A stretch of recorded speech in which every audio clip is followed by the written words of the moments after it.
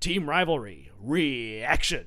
How's it going, Big Ten football fans? This is Mackenzie with Team Rivalry, and we got another video about recruiting, this time a little bit more about NIL and what's going on with the NIL landscape. So this article from 247 Sports thought was really interesting by Brad Crawford. Headline, College Football Recruiting, Georgia, Texas A&M lead nation's biggest 2023 spenders. It says, it's no secret in college football, piling up elite recruiting classes leads to national championships, and spending the most money on acquiring talent often correlates to wins. When it doesn't, that's when coaches lose jobs, and boosters funnel funds into a new regime to re-examine the lifeblood of successful programs. According to documents obtained by the USA Today Network in partnership with Knight Newhouse Data Project at Syracuse, college football's biggest spendings in recruiting for the 2023 cycle broke the bank for official visits, cross-country trips, and other factors in talent acquisition. So, here's a look at which college football programs spent the most money on recruiting during the 2023 cycle, and I'll admit this first one actually had me a bit surprised. That's right. Coming in at number 6 is Michigan. So they spent in 2023 a grand total of $2.24 million, and that's for the 2023 recruiting cycle, which started in 2022. It says Michigan made noticeable investments in recruiting under Jim Harbaugh, going from $1.4 million during 2019 to $2.24 for 2023 as the Big Ten's biggest spender. For comparison's sake, that's more than Nebraska, Ohio State, and Penn State. That's what happens when you earn back-to-back Big Ten titles and earn playoff trips during those seasons. Harbaugh has arguably his strongest team in Ann Arbor for 2023, and the minimum expectation for a loaded group is getting back to the Ohio State game in November inside the top 10. I'd say the minimum expectation is actually for Michigan to be 11-0, absolutely be 11-0 going into the Ohio State game. And I honestly, I feel more confident about them beating Ohio State this year than I did the last 20 years, whatever. Anyway, that being said, so many people have been criticizing Michigan for what their NIL program is, and that's probably because they haven't done very many, actually, I don't think they've done any blockbuster, NIL deals with any huge players or anything like that. I mean, obviously, their recruiting class for 2023 left something to be desired for sure, and that's probably because they didn't spend a whole lot of money to bring in those top guys. So maybe it's a situation where they're looking for the right players, not necessarily the best players, and that's fine because they've, clearly had success doing that the past couple of years, even though this recruiting class isn't as good as the last two. But it's clear that they know, financially speaking, what they have to do in order to compete in the Big Ten. So they're really starting to invest more in their high school recruiting, potentially in NIL packages as well, although it looks like this is just to make sure that they get to the different recruits all across the nation and start bringing in some national recruits. So interesting to see there. Moving on, we've got number 5, Alabama at $2.32 million. Kind of crazy that they just barely overspent Michigan, and yet Alabama has a much better recruiting class this year than Michigan does. Definitely some name recognition, probably some brand awareness, and obviously a track record of a stupid amount of success for Nick Saban has something to do with that. Definitely, I mean, it should anyway. It says, quote, ranked second on last year's list of college football's biggest spenders, Nick Saban and the Crimson Tide scaled back their helicopter rides, to recruits and other ventures to finish at number 5 this time. And based on Alabama signing the nation's top-ranked class, that $2.3 million was money well spent. So they spent their money efficiently, and they got in front of the right recruits and did well to bring them in. For the 10th time since 2011, the Crimson Tide finished number 1 in the composite team recruiting rankings. That's crazy. Alabama wrapped up what is its second-best class ever. Wow. Just wow. Number 4, Texas Longhorns. So looking at this in terms of the SEC, you've got Texas. Oops, well, I shouldn't have done that because whatever. Anyway, Texas spent $2.4 million. I have a point to make about these all being SEC teams, but obviously Texas will be an SEC team next year. But there's a point to be made there, and I probably just blew it. Texas will have no issues with its transition into the SEC, as a top recruiter evidenced by the classes Steve Sarkisian put together in his early tenure with the Longhorns. Texas spent nearly $2.5 million on this 2023 haul, a group that ranks number 3 nationally behind Alabama and Georgia.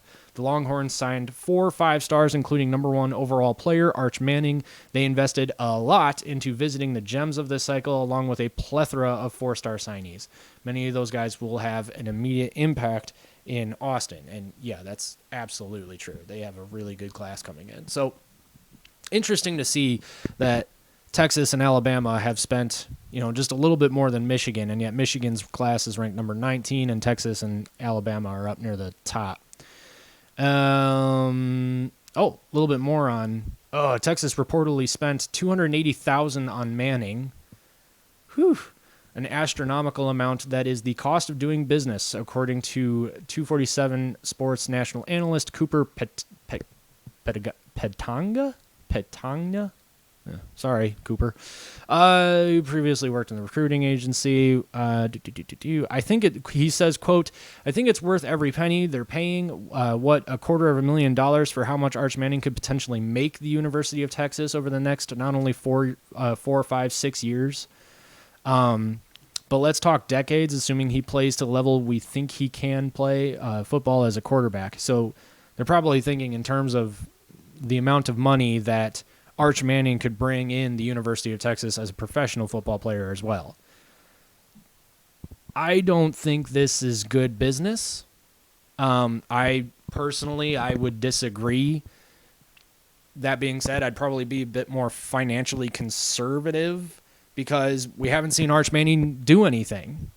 And I think it's probably not the biggest risk they could have taken. I mean, Arch Manning clearly comes from a QB pedigree.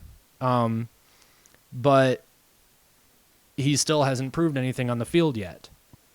So I don't know. I don't think you're losing very much if you get Arch Manning in there for a year. Don't pay him very much. Let him prove himself first, and then give him the money once he puts up the numbers. Because if he doesn't, then no one's going to buy the jersey, so they're not going to bring in as much money as they think he does. And then you haven't really lost anything because you haven't paid him anything yet. But they already have paid him. I think they've actually paid him an NIL package worth well into the millions of dollars. So I don't know that makes good business sense, just because I would never put that much money on something that's an unproven commodity. But that's kind of the point of taking a risk, I guess. And so there's that. Number 3, Tennessee. They spent $2.98 million. They're the third biggest spender. The Volunteers used an 11-win season to their advantage this cycle and convinced several high-profile players to sign, including one of the top quarterbacks in the country. That resulted in a top 10 class for Josh Heupel, and one he expects leads to bigger and better things in Knoxville. Let's see if there's anything. Okay, first of all, quote, somebody named Callahan. Who is this person? Ryan Callahan of Go Vols 247 said... Well, all right, I guess I should probably just read from the beginning. I wanted to skip through to save time, but whatever. There was immense speculation that Lama Leva's commitment to Tennessee was NIL-based. Ryan Callahan of 247 said that was not entirely the case. Callahan joined CBS Sports HQ after Lama Leva's decision and said that NIL did play a role in the quarterback's decision, but was not a determining factor. Yeah, right. Quote, first of all, you have the report that came out that involved an unnamed player and an unnamed NIL collective, Callahan said. We've yet to really find any confirmation of exactly what happened there and what deal may or may not be in place. I do think NIL considerations were a factor in his recruitment, and I think they will be for a lot of big-time players as everyone navigates this new NIL world we're in. He's the number 3 player in the 247 sports rankings, so he's a big-time player. I do think he feels like he's going to make money wherever he goes. Okay, so Tennessee spent money to get that particular recruit, and that helped boost their class. It's just a classic NIL situation. The thing that's curious to me is that they kept saying an unnamed player with an unnamed NIL collective. Didn't keep saying it, but the fact that they said it at all just makes me feel like, Tennessee did something a little not okay. Because you're not supposed to use NIL as a recruiting tactic, like directly. You're not supposed to say, come here, we'll give you this many, millions of dollars. You're not supposed to do that. Number 2, Texas A&M. Aggies, $2.98 million a year after signing the most talent-rich class in modern history. The Aggies slipped a bit for 2023 after a disappointing year on the field, which makes no sense, but whatever. They still spent big money in the process, though. They finished number 15 in the industry-generated composite and 6th in the SEC behind Alabama, Georgia, LSU, Tennessee, and Florida. This was a particularly large haul considering the Aggies had more transfer portal departures after the 2022 season than any Power 5 program in the country. Can you say culture problem? Woo! 247 Sports Director of Scouting, Andrew Ivins, and recruiting analyst Cooper Padang. Sorry, Cooper. I'm really sorry. Said the Aggies' efforts on the recruiting trail. Went in depth on the Aggies' efforts on the recruiting trail. Both say it's an impact class in College Station and one the Aggies can stack on last year's elite haul to win in the future. I guess, but I don't know. I just feel like they've really been underperforming the past few years. I don't know a lot about Texas A&M, but I just feel like they have been. Number 1, Georgia, and then we'll wrap things up. $4.5 million. Big spending is nothing new for Georgia, and I'm certainly not surprised. I think that they've probably earned it, and they've won back-to-back national championships. This really isn't anything to be surprised about, per se. Let's read Kirby Smart's quote here. He says, "It's awesome on building program success after beating TCU, but I don't want their careers. I don't want their self-worth or our program self-worth to be built on just championships. I get it. That's what you define Joe Montana, Tom Brady on, LeBron and Kobe and Michael Jordan on the number of championships. I don't want these young men to be defined by that. I don't want my career to be defined by that because I know tons of coaches and players out there that didn't get one that had unbelievable careers." So that's pretty cool. So he's being humble with that, saying that he doesn't want his career to be defined by the amount of national championships that he won, because really when it comes down to it, college football is about developing young men into, it's developing young men into men, making men out of these individuals. So some interesting numbers here with all of these different recruiting classes, how much they're all spending and stuff like that. It's interesting to kind of look at what the different programs are spending, how they're spending it. Obviously, actually, I don't think that it's obvious. I was a little confused by this article because I thought that these millions of dollars included their NIL packages, but considering the fact that I'm pretty sure Arch Manning got an NIL package worth tens of millions of dollars, if I'm not mistaken. I think Quinn Ewers did too, actually. Did not include NIL. So this is just on how much they spent to do their recruiting, which, I don't know, seems like a lot. It's interesting to see Michigan on this list and not Ohio State.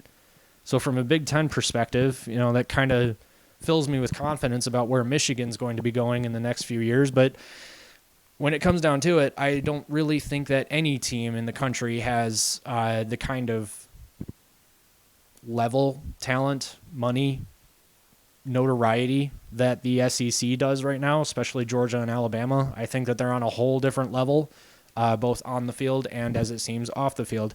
But I would love to know what you think. Go ahead and leave a comment down in the comments section. Let me know if you think my takes are trash, which is what I say every video because I don't know what else to say. Woo! Go ahead and give the video a like, hit the notification bell. We'll see you in the next video. Team Rivalry Reaction.